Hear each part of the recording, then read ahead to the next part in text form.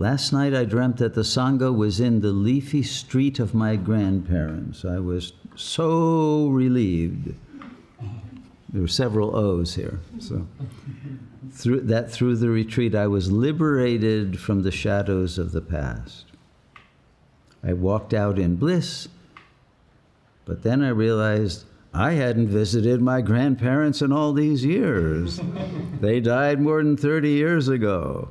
I was delighted to see them again, but felt guilty at the same time that all these years they had to manage on their own. Quite a question here. It goes on. Now I wonder, do I take in your teachings with the self or with the ego? Apparently, as you said in the class, the ego couldn't bear the bliss of the self, and so went straight back to feeling guilty. Yes, I agree with that. And can bliss be obtained by deconstructing the ego, or is it only given by grace? Well, the final question is not really an either or. It is grace if you can deconstruct your ego. And it's grace that we actually have people here who can help you do that. But it's also true that you don't need to deconstruct it in every one of its complexities and internal conflicts and self-contradictions and habits and attachment to guilt and to shame and to lack, etc. You don't have to do it that way. You can just see the character as unreal and as simply given to you in order to recognize that none of its qualities, demerits, faults, flaws, defects, etc., pertain to you at all. And then you can, by learning the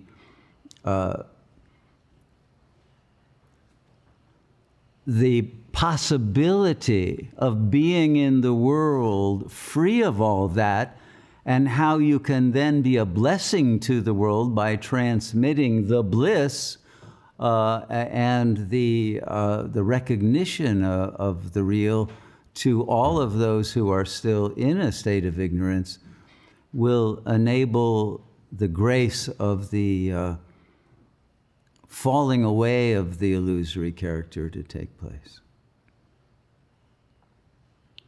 So we spoke in a previous session about the fact that in other cultures there was worship of the ancestors. And here we have a visit to the ancestors, the grandparents. And so I think in this case, they are symbolic stand-ins for our own ancestral divinity, because we, in a sense, were our own ancestors in previous lives, right?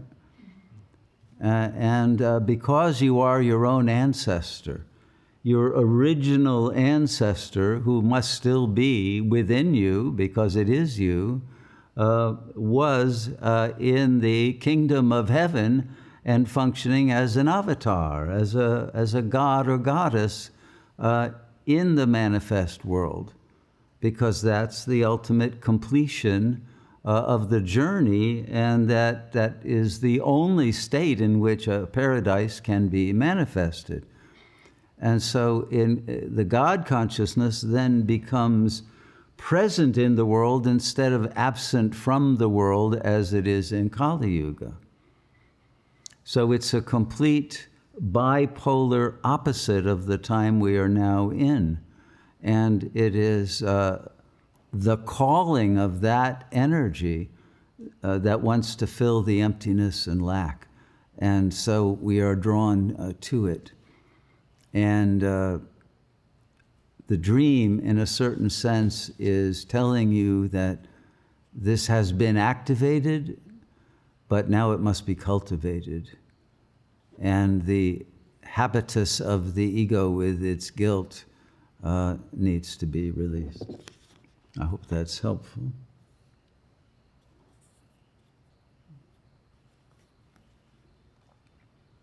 In a vision during meditation this week came the words and also subtitles, "Now it is time to tell your story." Iksona, I assume it's pronounced that way. Although spoken about during my session, I assume she had a session with you, yeah, I would appreciate your comment. Well, I don't follow your sessions, so I don't know the context of how these words emerged, and the context of the let's say the karmic passage that your soul is in at the moment when this is spoken. So I could only speculate. There are several possibilities for what this statement that you are receiving from your unconscious is messaging to you at the deepest level. And I think it would not be ethical of me to offer my speculation without your coming to the ashram so that I could also work with you directly and be able to perceive which of the apparent sources of this statement is the real, let's say, proximate cause of its emergence. But if I talk to Mataji later and ask her more about this, perhaps I can privately give you more information. But I think that's as far as I should go at this point. Well, here's a very general question. How do we realize the self in this moment of the world? I mean, that's what this whole retreat has been about. So I don't know that I could summarize it again, because in a certain way you don't realize the self. Only the self can realize the self. That's the point that needs to be recognized. You are the self. You're simply clinging to a fictional identity so that you don't know that yet, and you can still enjoy some of the illusory experience that comes with ignorance.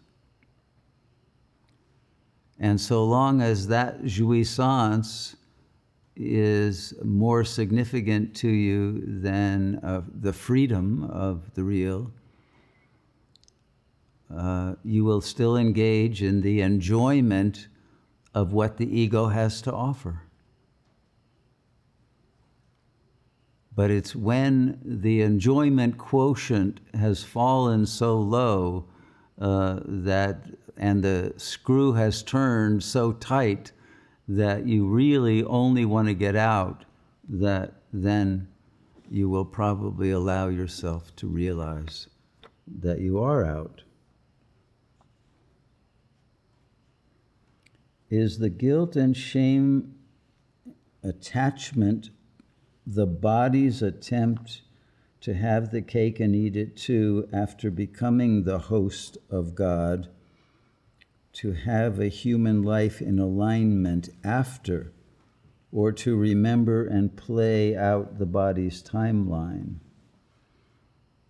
It's a strange question, because if you really become the host of the presence of God, your consciousness expands into that infinite real that could have no attachment to guilt or shame and no interest in aligning a human life after that, because there's only the divine life after that.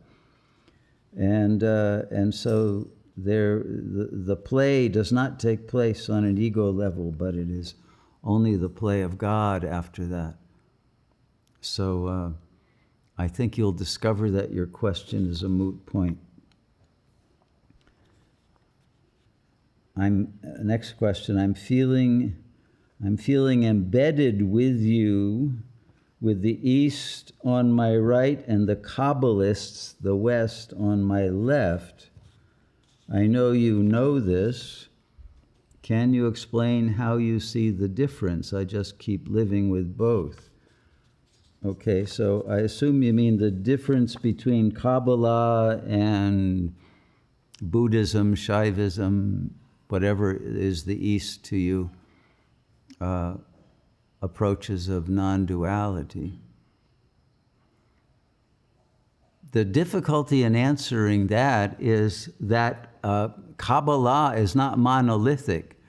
There's a very huge difference between Isaac Luria's Kabbalah and Abulafia's Kabbalah and the Chabad Kabbalah, etc. There are many different schools of Kabbalah. So, but I would say that ultimately they are all pointing to the same non-duality of the Ein Sof, of the endless, infinite, eternal consciousness. And my suggestion would be to go beyond all concepts, whether of Kabbalah or of any of the Eastern philosophies. Let them go. That may be, for the philosophical types, that's probably the hardest thing to let go, is knowledge. The metaphysical knowledge that you think brought you to the brink of freedom. But yes, it does bring you to that. But then you've got to take the leap beyond metaphysical concepts into the real. So don't be embedded with East or West. Go north, young man. Can you talk more about AI and how it relates to Maya, the ego, and God? I've been enjoying it. Some say it's a religion destroying nature. Someone told me it'll destroy humans. But I said at this point, anything can do that. Okay, fair enough. I would say that one of the reasons AI has emerged is because we are coming to the realization that the ego itself is AI. And so the soullessness of the ego is reflected in the Frankenstein AI that we've created for the purpose of destroying ourselves. So the AI is an extension of the human death drive. So it serves the purposes of the collective urge to be done with all of the ordeal. Okay, so this is a follow-up from another question this gentleman asked. The problem is that I am not self-realized, I have no clear experience, I'm not the body, etc. This is what I'm trying to figure out for years now, but I just don't have a clear experience of self-realization. And so what I would say is, of course you don't. The ego couldn't possibly have a clear idea of self-realization. Give up the intention to have such a thing. It's not possible to have that. Accept the impossibility. We were just saying there is no means, there's no way that the finite could ever realize the infinite. But when you give up all desire and all fear on the phenomenal plane level of whether of life or of death, and you accept the terms that existence has given you without a rejection of any of your experiences, including your lack of clarity as to the real self, when all of that can be let go of, what will remain will be the real self. And you'll realize that you were chasing your own tail, which is basically what every ego does. and the tail wags the dog in this case. But when you stop chasing it, your tail will follow you wherever you go, and it will wag without disturbing you. So why not just let it be, you know?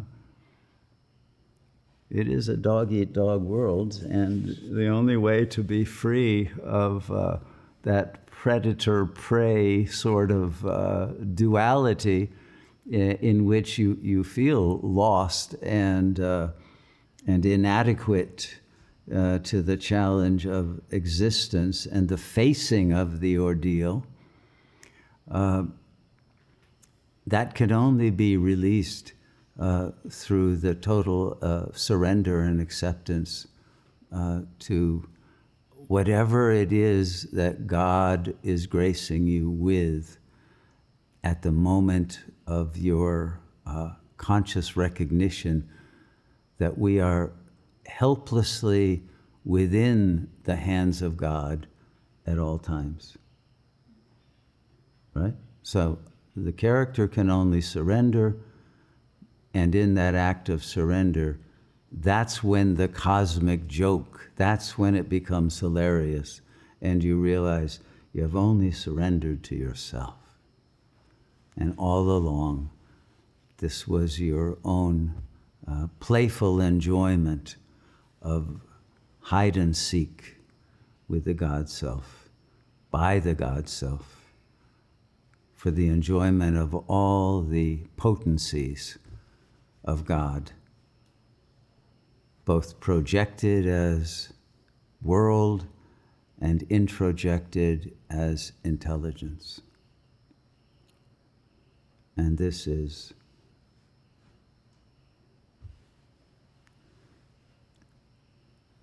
the way that spirit